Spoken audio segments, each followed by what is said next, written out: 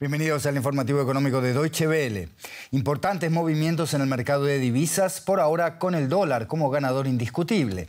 La Reserva Federal de Estados Unidos pisa el acelerador en su plan de normalizar tasas de interés después de más de una década de dinero técnicamente gratis. Esta aceleración tiene además efectos cascada, porque la agresiva política de la Reserva Federal para luchar contra la inflación ha obligado a una decena de países a hacer lo mismo, a subir las tasas la semana pasada, alimentando los temores de una brusca desaceleración de la economía mundial. Todas decisiones que contribuyeron a la ola de ventas con la que empezamos la semana y, por supuesto, apuntaló el alza sostenida del dólar. El repunte de la divisa estadounidense se refleja también la huida de inversores hacia valores refugio, estampida que ya está llegando a niveles críticos en los mercados asiáticos. Las dos divisas más importantes de esta región, el yen japonés y el yuan chino, se han hundido bajo la implacable fortaleza del dólar. En este asunto hablamos ahora mismo con nuestra corresponsal financiera Ana Nieto, que nos escucha en Nueva York. Ana, las subidas de la Fed y la huida del riesgo están dando alas al dólar, pero ¿cuáles son los principales efectos globales de esta revalorización del dólar? Hacía muchas décadas, Andrés, que el dólar no estaba tan fuerte frente al resto de las divisas y esto puede acelerar el deterioro de la economía global. ¿Por qué? Porque el dólar es la moneda en la que se hacen las transacciones comerciales globales y muchas transacciones financieras, lo cual está encareciendo las materias primas, las materias agrícolas, la energía. De hecho, en Europa está haciendo mucho más severo el efecto de la guerra en el mercado de la energía. También está haciendo mucho más severo el precio de las importaciones de grano, de cereales, por ejemplo, a mercados como Egipto. Para países como Japón, que tienen un déficit comercial muy fuerte, esta es una tendencia muy preocupante y más aún para los países que tienen deuda en dólares. Esta deuda cada vez es más cara, va a forzar a muchos países a repensar sus presupuestos para poder servir la deuda y no es extraño que muchos países estén ya llamando a las puertas del Fondo Monetario Internacional pidiendo ayuda. Tanto China como Japón han intervenido en sus mercados para bajar los humos al dólar, pero no lo han conseguido. Y mirando hacia adelante, Ana, ¿cuál es el pronóstico? ¿Puede seguir subiendo la divisa estadounidense? Sí, puede seguir subiendo porque el presidente de la Reserva Federal ya nos dijo la semana pasada que los tipos de interés van a seguir subiendo hasta el año 2023. Eso significa que la huida del riesgo hacia Estados Unidos va a continuar y con ello la presión al alza del dólar. Una presión al alza que en Estados Unidos no viene bien porque resta muchísima competitividad a las exportaciones de Estados Unidos y también está restando a las empresas multinacionales que luego tienen que presentar sus resultados aquí en la bolsa en dólares. Por eso la bolsa también está recogiendo muchas de esas pérdidas. El tema es que solamente quizá con una pausa en las subidas de tipos de interés podría rebajarse la presión sobre el dólar, pero eso no está en la agenda. Lo único que está en la agenda de muchos economistas es repasar los libros de historia. 1985, los tratados de Plaza, cuando se unieron muchos países para tratar de reducir el valor del dólar. Ana Nieto, Nueva York, gracias y buena semana. Y muy diferente a la del dólar es la situación de la libra esterlina. El Banco de Inglaterra aseguró en un comunicado que va a intervenir en el mercado modificando, es decir, subiendo los tipos de interés cuanto sea necesario, dijo, para controlar la inflación y para estabilizar la libra, que ha caído a mínimos históricos.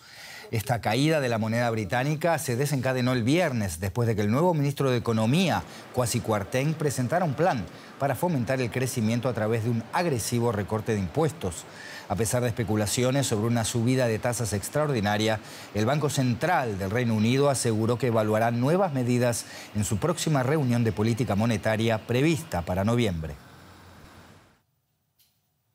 Y este es un asunto sobre el que queremos conversar ahora con nuestro compañero en Londres, Fernán González.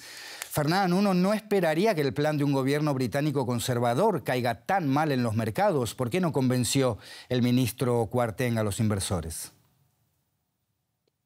Bueno, no convenció porque la percepción de los mercados financieros es que el alto nivel de endeudamiento que incurre el gobierno británico para financiar su masivo recorte de impuestos anunciado el viernes es insostenible.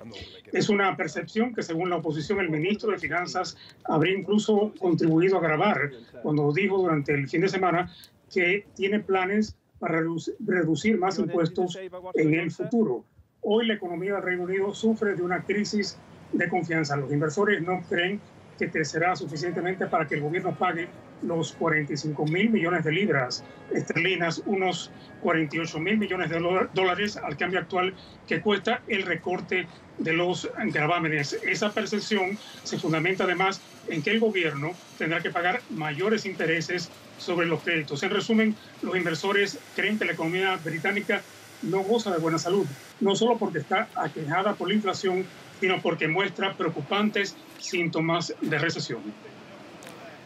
Ahora, Fernán, si los mercados están preocupados por las finanzas públicas del Reino Unido y por un recorte de impuestos a las puertas de una recesión como la que se espera, esta caída de la libra puede obligar al Banco de Inglaterra a subir todavía más las tasas de lo que lo está haciendo. Y esto puede agravar, de paso, la recesión, ¿verdad? Ese es el peligro. Aquí se da, por cierto, que el Banco de Inglaterra intervendrá y que el aumento de las tasas será mayor de lo esperado y que vendrá antes de noviembre, cuando estaba previsto un nuevo aumento de los tipos de interés y que podrían ir del 2,25% actual hasta el 6%. Pero aquí el dilema. Por un lado, frenar la caída de la libra es vital para la economía porque una libra depreciada encarece las importaciones, incluidas las del petróleo y el gas, lo que hace aumentar la inflación. Sin embargo, este aumento de los tipos de interés podría ser contraproducente si crea una barrera para el crecimiento económico por el que apuesta el gobierno. Y es que un alza considerable de las tasas de interés podría inhibir la inversión debido a que encarece el costo del dinero y esto es una pesadilla para el gobierno de Liz Truss. Fernán González en Londres. Gracias. Hasta cualquier momento. El canciller alemán Olaf Scholz concluyó una gira por 3 países del Golfo Pérsico, Arabia Saudita, Emiratos Árabes Unidos y Qatar. El objetivo era sellar nuevos acuerdos energéticos para compensar los recortes de petróleo y gas rusos. Pero pese a las dificultades que esto supone para los alemanes, a algunos les preocupa que su país dé prioridad a la seguridad energética por encima de los derechos humanos.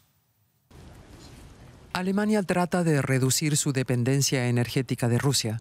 Así, el canciller Olaf Scholz realizó una visita estratégica al Golfo Pérsico al frente de una delegación empresarial de alto nivel. La última parada, Qatar, con el jeque Tamim bin Hamad Al Thani. El ataque de Rusia a Ucrania ha hecho peligrar la seguridad energética en todo el mundo. He dialogado con el emir sobre el suministro de gas natural licuado y realizaremos más avances al respecto. Más compleja era la vertiente diplomática del viaje. Scholz acudía con presiones para abordar la cuestión de los derechos humanos. Qatar albergará el Mundial de Fútbol en noviembre. Activistas y periodistas denuncian miles de muertes de trabajadores inmigrantes desde que fue elegido sede del torneo. Scholz afirmó que se han hecho progresos. Qatar ha mejorado los derechos de los trabajadores en los últimos años, en particular la abolición del sistema kafala de control de obreros y la introducción de un salario mínimo. Esto ha mejorado la situación legal de los trabajadores inmigrantes. En Arabia Saudí se reunió con el controvertido príncipe heredero Mohammed bin Salman. Un grupo de derechos humanos sospecha que estuvo implicado en el asesinato del periodista saudí Jamal Khashoggi. Pero la seguridad energética relegó a los derechos humanos a un segundo plano. Alemania firmó acuerdos cruciales de gas natural licuado y diésel con los Emiratos. Scholz elogió los avances. Hemos tomado decisiones de gran calado que ayudan a garantizar la seguridad del suministro de Alemania.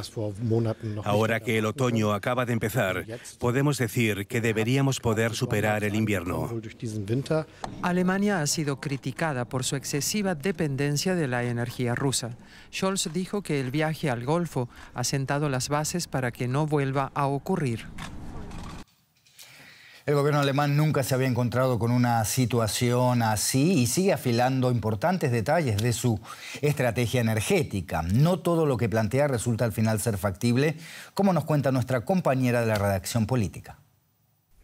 Se tambalea el polémico suplemento del gas que el gobierno alemán pensaba introducir para paliar las pérdidas del sector debido al corte del suministro de gas ruso. Un suplemento que deberán pagar los consumidores que ya tienen el agua al cuello y que está enfrentando a los socios de la coalición de gobierno. Esa contribución adicional, Gasumlage, se llama en alemán, fue presentada en agosto por el ministro de Economía, el verde Robert Habeck, y hasta hace poco tenía el consenso del resto del gabinete. Ya no lo tiene. Y es que las cosas han cambiado, sobre todo tras la decisión de nacionalizar Uniper, el principal importador de gas de Alemania, para salvarlo de la quiebra. ¿Qué sentido, qué legalidad tiene un suplemento diseñado para compensar las pérdidas de las compañías de gas si la más grande acaba siendo nacionalizada? Así que la oposición conservadora, sindicatos, la izquierda e incluso el propio ministro de Finanzas, el liberal Christian Lindner, lo que piden ahora es un tope al precio del gas para bajar los precios y aliviar a los consumidores.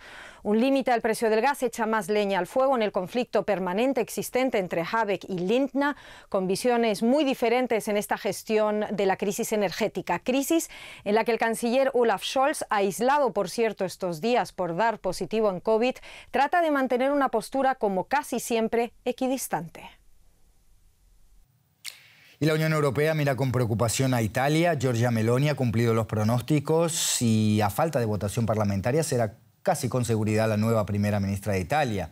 Meloni promete un cambio de rumbo para un país altamente endeudado. El Banco Central Europeo ha comprado en los últimos meses bonos italianos por más de 10.000 millones de euros. A ellos se suman 200.000 millones asignados al país por el Fondo de Recuperación de la Unión Europea. El gobierno saliente prometió reformas, pero ahora los mercados financieros tienen su vista puesta sobre Meloni y la política fiscal que se decida en las próximas negociaciones para formar gobierno con sus aliados. Hasta aquí llegamos con la economía. Gracias por la confianza. Hasta la próxima.